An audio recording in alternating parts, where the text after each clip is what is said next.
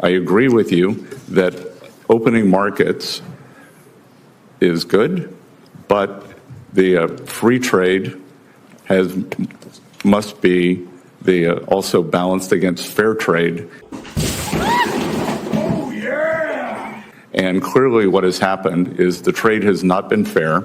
That has fallen on the American workers, and we cannot allow, as I think I mentioned to you, China is the most unbalanced economy in the history of the world. Yes! That's awesome!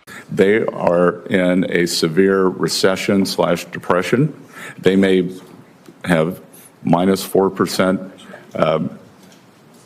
disinflation, and they are attempting to export their way out of that as opposed to doing the much-needed internal rebalance. Nice.